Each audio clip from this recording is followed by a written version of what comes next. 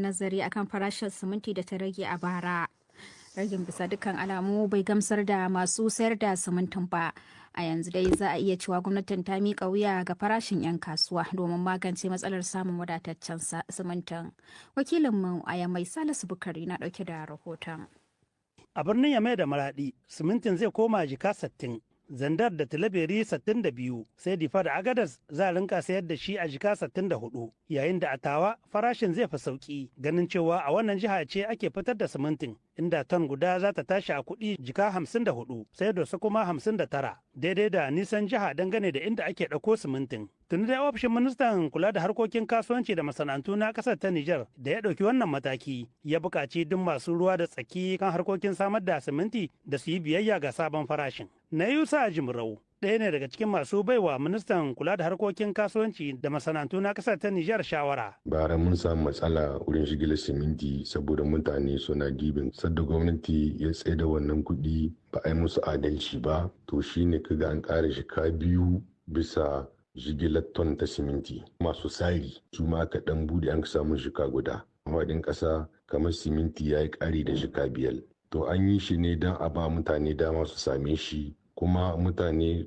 kasu kuma bayan hage suna sai da shi. Sai dai a fuskar 'yan kungiyoyin fararen hula ta bakin Gamace Muhammadu, shugaban kungiyar kwadago ta Itan, wani lokaci rashin dogon nazari daga gwamnati na sanya ɗaukan matakin da ake iya yin da na sani. Abun da gashi nan barkatai ko ina cikin gari sai an ka biyun da kuɗin kama babu siminti. Ga farashi wanda gwamnati sa amma shi mai bukata tunda babu cikin kasuwa ko nawa an ka ce mai sai ya biya. Kenan kwalliya bata biya kuɗin sabini ba don saboda su mabukata lokacin da suka yi bukatan nan babu simintin ka gani sai su kewa ta wata hanya sai tsada.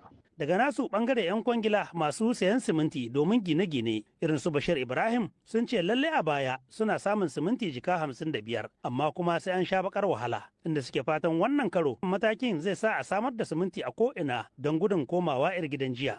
Furke kowa ya ji daɗi ilfoke a ce gwamnati ya kawo shi gudan da yawa in an kawo shi gudan da yawa wanga kwamersan na da wanga kwamersan yana da haka nan jika 60 ana iya sai da shi amma sai in lokaci zai zauwa to ko yanzu gidan jeni sai an sai simintin nan jika 65 jika 70 sai dai daga bangaren masu sayar da siminti ta bakin Alhaji Isaka na ganin cewa ga wannan mataki da gwamnati ta dauka na sabon farashi ya kyauta dai siminti ya wadata a ko'ina cikin ƙasa. Tun da dama firi in na transport ta yi karami saboda shi ne ba nan ga samu siminti. Amma yanzu pricing da an ka yi fisibidillahi mun gode kuma mun ji daɗin shi sosai ma tun da yanzu ma har da detayen ma an ce muna iya ba su siminti su ma su saida su samu wani abu. Ofishin ministan kula da harkokin kasuwanci da masana'antun dai ya ce an ɗauki ƙwararan matakai na bi sau da kafa.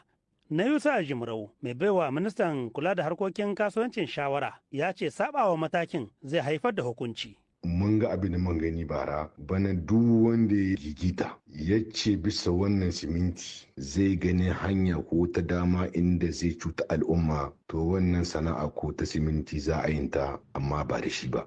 Abin jira a gani dai shine matakin da 'yan kasuwar za su ɗauka a nan gaba ko za su yi biyayya ga matakin na gwamnati ko kuma 'yan kasuwar bayan fage za su ci gaba da cin karensu ba babbaka.